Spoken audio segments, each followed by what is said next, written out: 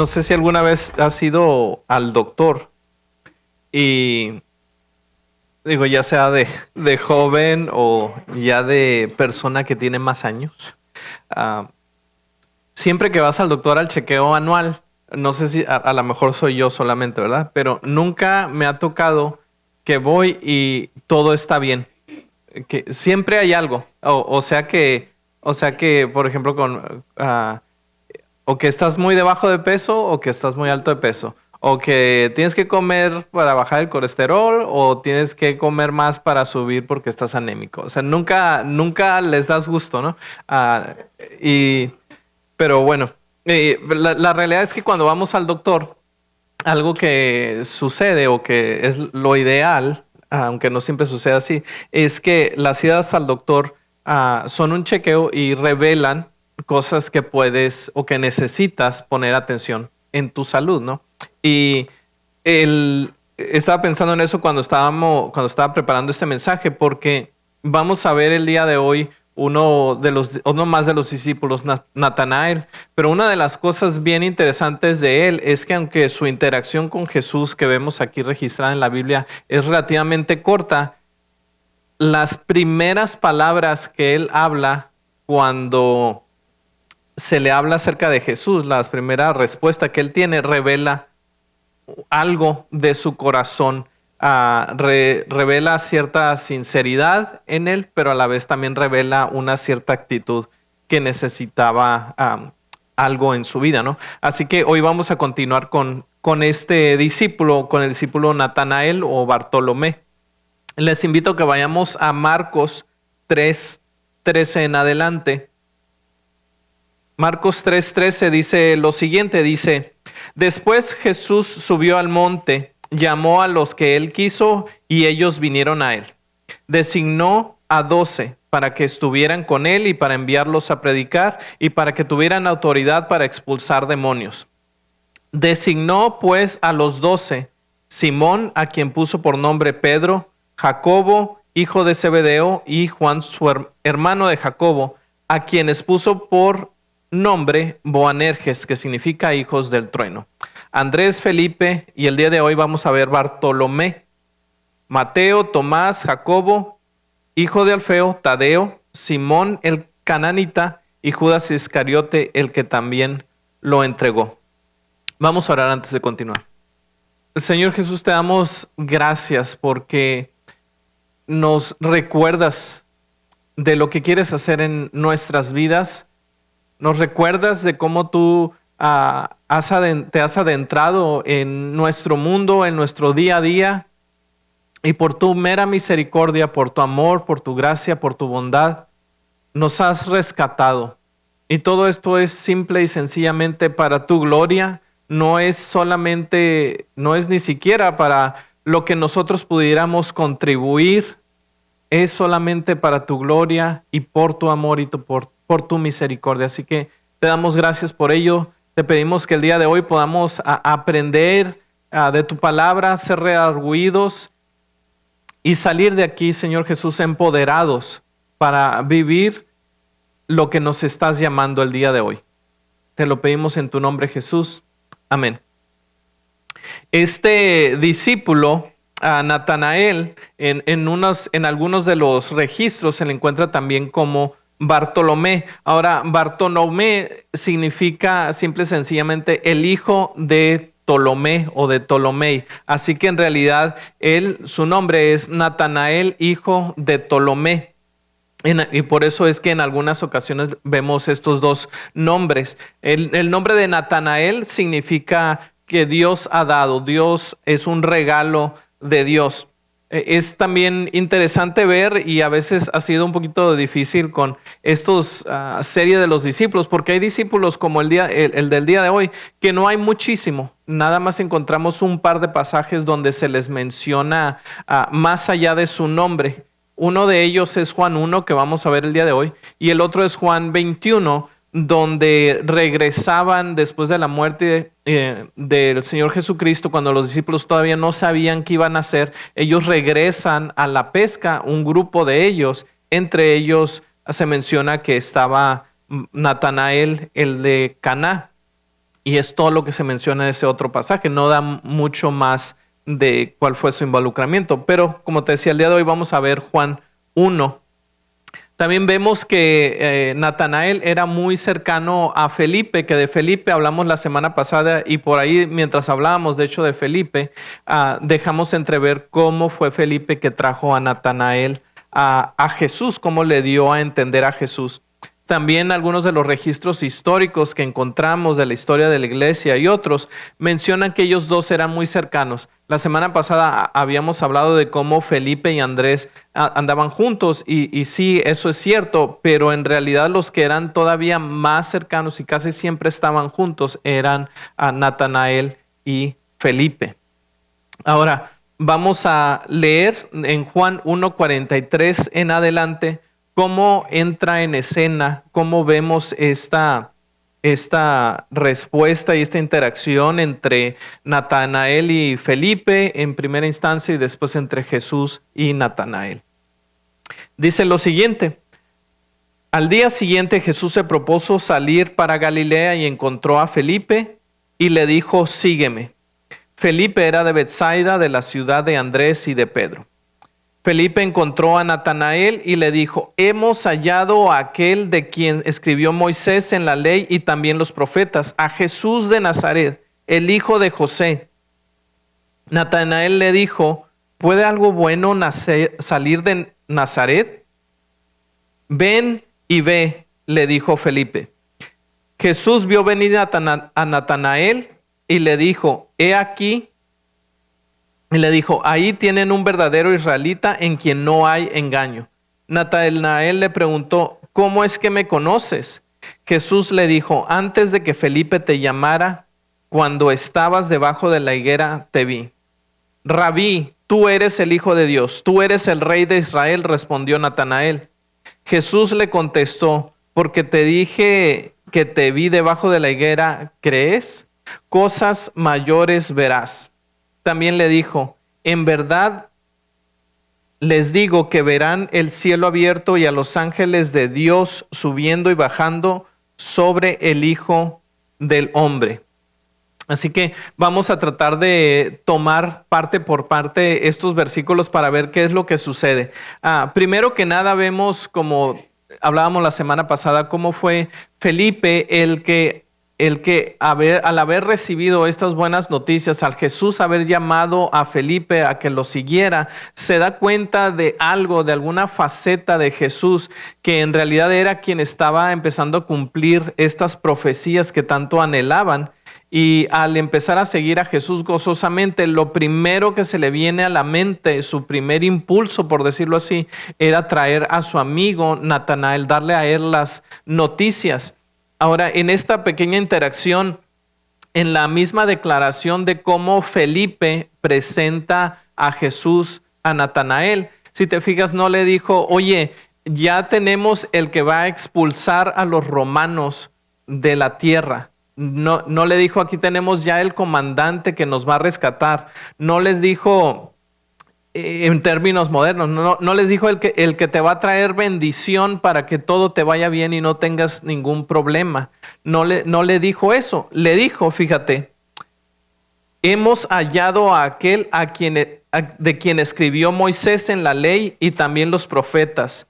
Así que esto nos da, si te pones a pensar tal vez un poquito más así profundo, te da a entender una cosa, que tanto Felipe como Natanael estudiaban las escrituras, estaban familiarizados con ellas. Si no, no lo hubiera introducido de esa forma.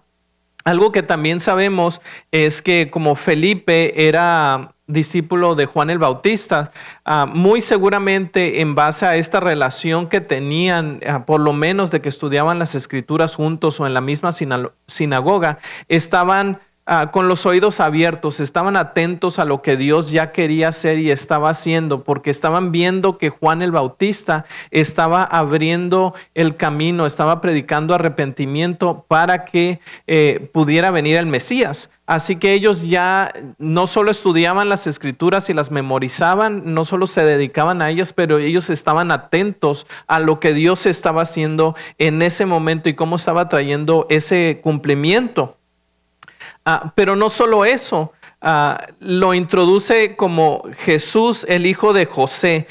Y el nombre de Jesús, cuando lo lees en el hebreo, en el arameo, en ese entonces, significa en realidad Yahvé o Jehová es salvación. Así que la forma en que lo estaba presentando, le estaba diciendo básicamente, Natanael, no lo vas a creer, pero ¿te acuerdas de Jesús de Nazaret? El que vive en este pueblo de Nazaret, aquí como a 10 millas, el hijo del carpintero, pues él es el Mesías. Así es como lo presenta. Ahora, vivían en dos, Natanael, siendo de Caná, tal vez deja aquí entrever por su respuesta que había un tipo pique, había cierto fricción entre ambos pueblos y que tal vez había algo de resentimiento, tal vez algo de animosidad entre ambos pueblos por la respuesta de Natanael, que le dice, y Natanael le dijo, ¿puede algo bueno salir de Nazaret? Ven y ve, le dijo Felipe.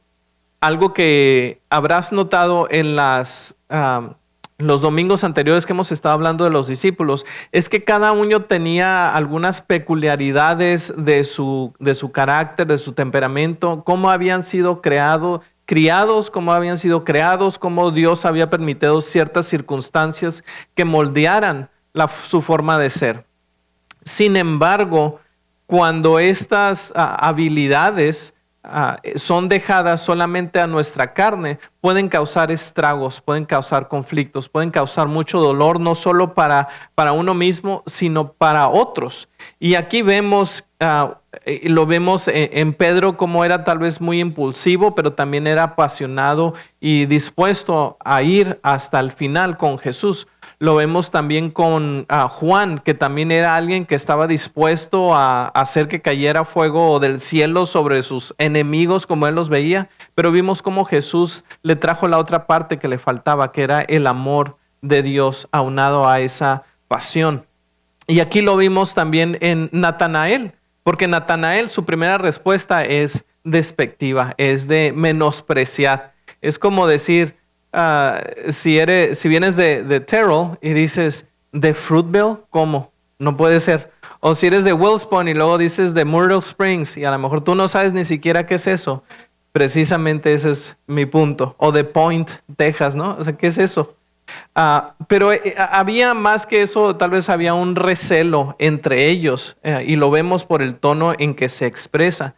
Él pudo haber dicho, bueno, en el Antiguo Testamento no veo que el Mesías venga de Nazaret, se supone que era de Belén, pero Felipe, con toda la paciencia, le dice a su amigo, mira, vamos a ver y ya, cuando tú lo veas, decides, ¿no? Los hechos, ¿no? Así que lo peor de todo es que ni siquiera Canaán, de donde era Natanael, era un pueblo reconocido. O sea, no tenía ni de qué presumir. Sin embargo, quería, por sus palabras vemos que quería aplastar, ¿no? al otro o hacerlos de menos. Pero esto yo creo que es algo muy importante que debemos reconocer en nosotros mismos y en nuestro diario caminar. Y es que el prejuicio nos aleja de los demás y nos impide ver lo que Dios está obrando. El prejuicio nos aísla de los demás y nos impide ver a Dios obrar. Lo vemos en los líderes religiosos de los tiempos de Jesús. Ellos sabían las escrituras mucho más que la mayoría de nosotros, que yo mismo. Te podían decir y recitar libros de la Biblia, tenían el conocimiento, sin embargo, sus prejuicios y las expectativas tergiversadas que ellos tenían los llevaron a rechazar y a no reconocer al Mesías que estaba enfrente de ellos. En el mismo Juan 1:11 dice, a los suyos vino y los suyos no lo recibieron, los suyos lo rechazaron. Vemos también que uno de los de los líderes religiosos, de los maestros de la ley, Nicodemo, en alguna ocasión estaban ahí en la sinagoga, estaban tratando de discutir y ver qué es lo que traía este maestro, este Jesús, y a lo cual la respuesta de los líderes religiosos es burlarse o de alguna manera hacerlo de menos, diciéndole, bueno, que tú eres Galileo o qué. O sea, le estabas diciendo, bueno, ¿eres tu seguidor? O sea, estás diciendo que tú estás rechazando nuestras tradiciones por seguir a este maestrillo que está ahí causando estragos. Lo vemos ahí. Vemos cómo también en el libro de Hechos y más adelante, vemos cómo aún los líderes religiosos siguen rechazando a uno de los discípulos de Jesús. Los menosprecian como personas que no tenían estudios, que no sabían nada de la ley por el hecho de que eran seguidores de Jesús y de que habían sido llamados desde pueblos ocultos, de pueblos que nadie conocía. El prejuicio nos aísla de los demás y nos impide ver a Dios obrar.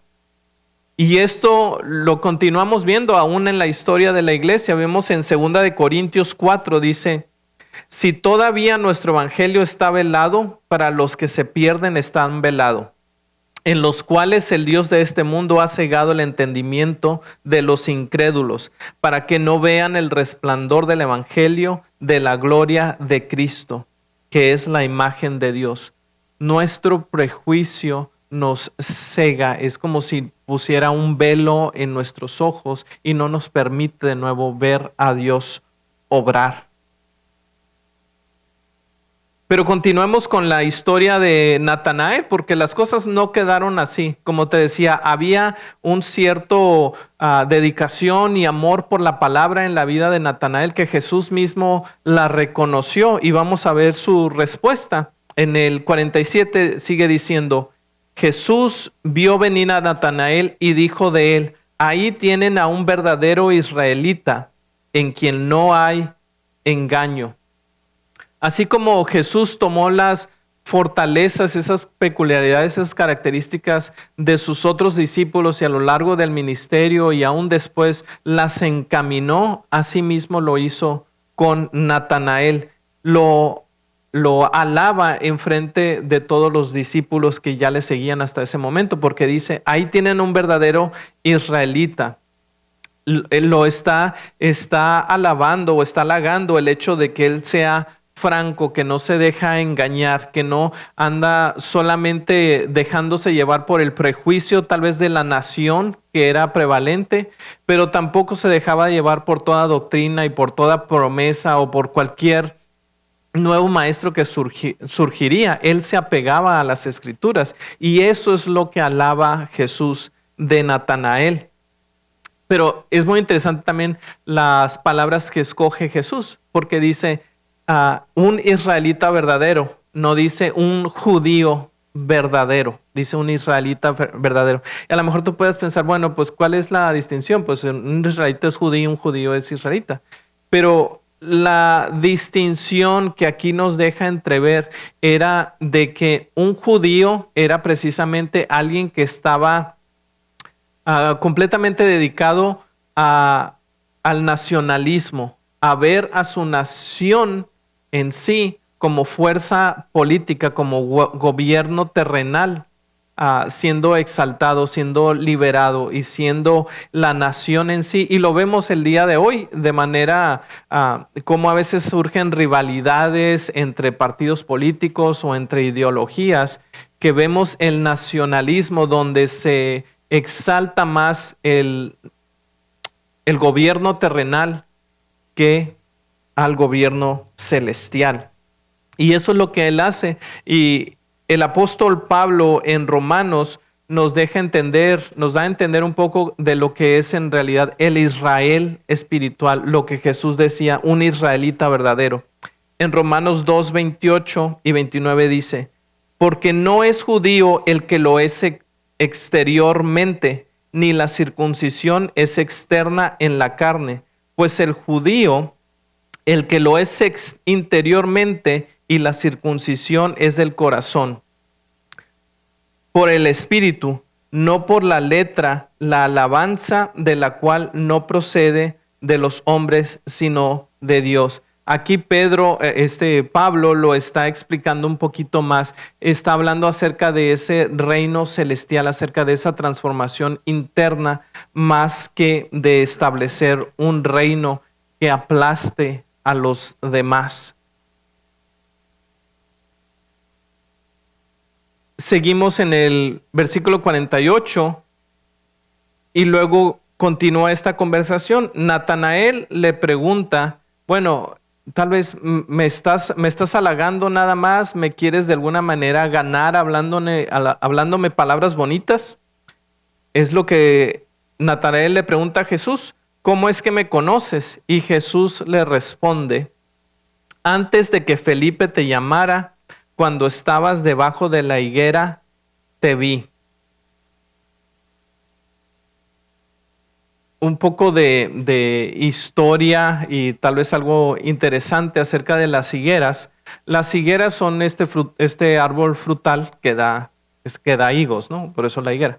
Pero algo que es interesante es que las higueras no eran árboles que crecían muchísimo, muy alto. Crecían unos 3, 4 metros, pero también tenían sus ramas se extendían bastante, de manera que daban bastante sombra. Y estos muchas veces se sembraban, se plantaban a las afueras de las casas. ¿Por qué? Porque en las casas, aún en el verano, como los hornos estaban dentro de las casas, se generaba mucho humo y aún en el verano era difícil estar teniendo un tiempo donde pudieras estar meditando, digamos, en las escrituras, donde pudieras estar reflexionando, donde pudieras tener un tiempo para dedicarte a Dios. Así que muy comúnmente lo que la gente hacía era para poderse apartar del bullicio que había dentro de la casa, de toda la humadera, lo que hacían es que plantaban estos árboles afuera. Y esos eran lugares donde podías pues irte a descansar, como te decía, a meditar, a reflexionar. No quiero sobreespiritualizar esto mucho tampoco, pero sí vemos que comúnmente las higueras son en el Antiguo Testamento una representación de Israel. ¿Te fijas? De hecho, en unas de las últimas semanas, uno de los últimos milagros que Jesús hace es que maldice a una higuera. Y esa higuera estaba representando a Israel mismo, que habían rechazado al profeta. Porque había venido el profeta, había venido Jesús a tomar, a ver si había fruto de lo que se les había encargado, la palabra de Dios, pero no habían dado fruto. Habían permanecido estériles. ¿Sí? De nuevo, no quiero hacer una doctrina extraña acerca de eso, pero es interesante cómo cuando Felipe va y encuentra a Natanael, estaba debajo de la higuera.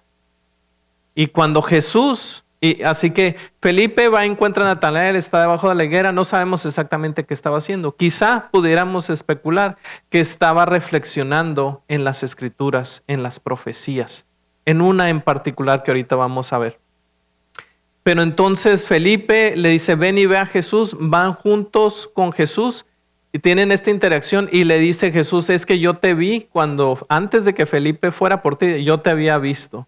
Y lo que le impresiona, lo que causa esta impresión en Natanael, él no estaba necesariamente dudando las palabras de su amigo, que le había dicho que habían encontrado a Jesús, que iba a ser el Salvador, que veían en él el Mesías. No solo estaba viendo el posible cumplimiento de las Escrituras, sino que estaba viendo que este era más que un maestro, era alguien que conocía la intención del corazón. ¿Por qué? Porque no solo lo encontró en el lugar físico debajo de la higuera, sino que Jesús vio lo que él estaba haciendo, meditando en el Señor, meditando en el cumplimiento, quizás orando, anhelando el cumplimiento de las promesas en el Antiguo Testamento, la venida del Rey.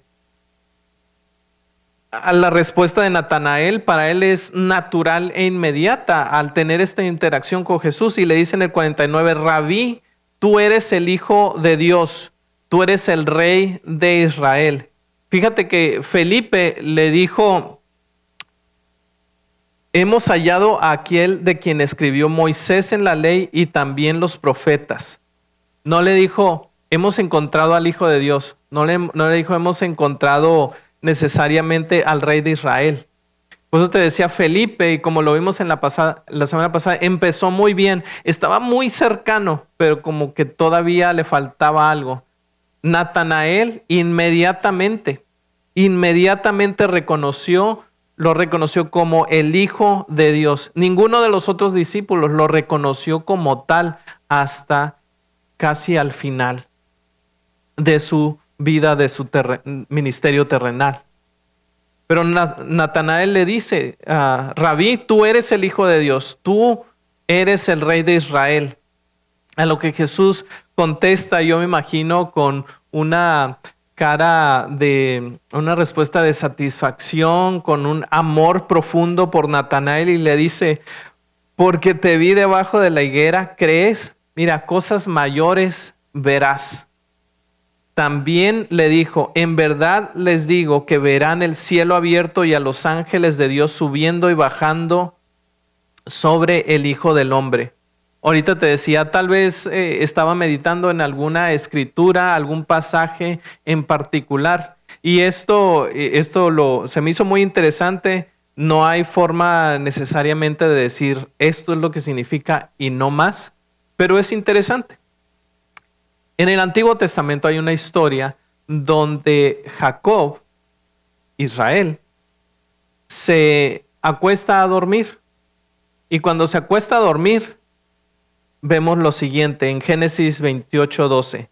Tuvo un sueño y vio que había una escalera apoyada en la tierra cuyo extremo superior alcanzaba hasta el cielo. Por ella los ángeles de Dios subían y bajaban.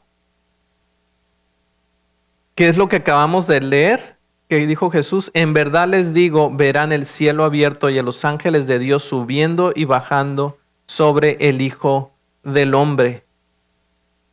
Natanael entendió, este no es un maestro más de la ley. Él es la escalera. No hay otra forma de nosotros tener acceso a Dios, al cielo. Por eso fue que Natanael rápidamente pudo entender, tú eres el Hijo de Dios, tú eres el Mesías prometido. Lo entendió Natanael desde un principio, y él entendió, y él como inició desde un principio con esa pasión, esa dedicación, ese amor por la palabra, él pudo entonces ir más allá de su prejuicio que quizá tenía, ya sea por crianza, ya sea por desdén a los otros pueblos, ya sea que le hayan hecho algo o no.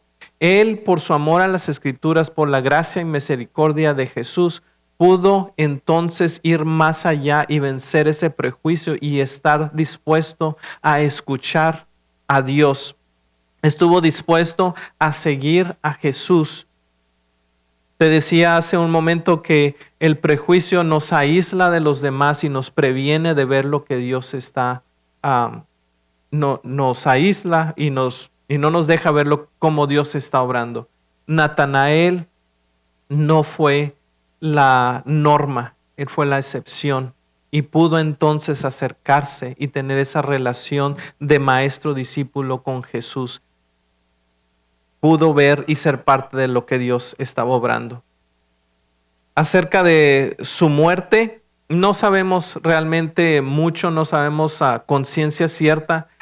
Se dice que durante su vida, después de Pentecostés, él estuvo ministrando junto con Felipe en muchos de esos lugares. Se dice que llegó a ir hasta Persia, hasta la India. No se sabe cómo se murió. Hay unos que cuentan que tal vez fue crucificado. Hay otros dicen que fue metido en un saco, amarrado y aventado en el fondo del mar. Son solamente leyendas o especulaciones. Lo que sí sabemos, él que fue fiel hasta el final, porque su Señor fue fiel con él desde el principio. Y termino con lo siguiente. En 1 Corintios 1:27 dice, sino que Dios ha escogido a lo necio del mundo para avergonzar a los sabios. Y Dios ha escogido a lo débil del mundo para avergonzar a lo fuerte. No sé si tú de repente te haces de menos porque quizá no vengas de una educación, de una ciudad, no tengas acceso a ciertos beneficios que otros, a tu manera de pensar, tienen, algunas otras ventajas que otros llevan sobre ti, y tal vez dices, no, pues es que yo no puedo hacer nada para Dios, yo no puedo hacer las cosas a las que Dios me ha llamado porque yo no raya. Pero lo que te quiero animar es que no es en nuestras fuerzas, no es en nuestras habilidades, no es ni siquiera en lo que nosotros tenemos para contribuir. Sí, Dios quiere y Él puso esos dones y talentos en tu vida para usarlos en el tiempo perfecto y empoderados por Él mismo, no en nuestras habilidades. No nos escogió de lo mejor, Él escogió, y tal vez suena feo, a nuestro orgullo, pero dice que Él escogió de lo necio del mundo para avergonzar a los sabios. Él escogió a lo débil del mundo para avergonzar a lo fuerte. Y esto quiero animarte a que no solo lo tomes para ti mismo, que te dé ánimo en tu caminar con Dios, sino que cuando tenemos duda, cuando nos entra el abogadito, ¿no? Y nos dice, no, es que esta persona, no creas en él. Él es un racista. Es que esta persona me hizo esto y yo sé que ella no puede cambiar o él no puede cambiar.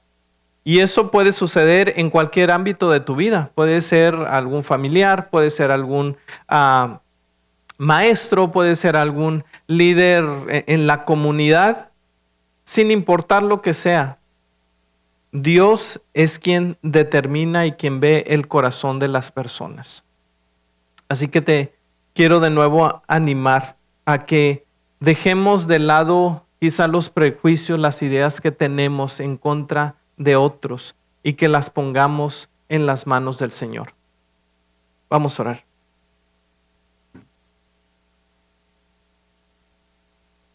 Señor Jesús, te damos gracias por el llamado que nos has dado. Señor Jesús, te damos gracias porque aún continúas redarguyendo nuestros corazones. Señor, te damos gracias porque conforme continuamos caminando contigo día a día, tú fortaleces nuestro caminar espiritual, tú fortaleces nuestro hombre interior, trayendo y sacando a la luz aquellas cosas que no te agradan, aquellas cosas que no se parecen a Jesucristo. Te pedimos, Señor Jesús, que tú veas y analices y examines nuestros corazones, que tú examines mi corazón, Señor Jesús, de todas aquellas actitudes que no te honran, de las cosas que tal vez doy por sentado, doy por hecho, de los juicios que emito en mi mente en contra de otras personas y que me aíslan de ellos, me aíslan de poderte ver a ti obrar en sus vidas. Señor Jesús, te pido perdón por esos momentos. Te pido que tú cambies mi corazón. Te pido que cambies mi corazón, que mi corazón no continúe siendo juicioso. Te pido que en mi corazón yo pueda orar por los que yo percibo como mis enemigos, que yo pueda bendecirles, cuando les va bien y que yo pueda bendecirles cuando les va mal, que yo pueda procurarlos en sus tiempos de necesidad, Jesús. Sobre todas las cosas, que aquellos que has puesto en mi derredor, que yo he enjuiciado en mi mente, puedan ellos conocerte más y más, Jesús. Te lo pido en tu precioso nombre, Señor. Amén.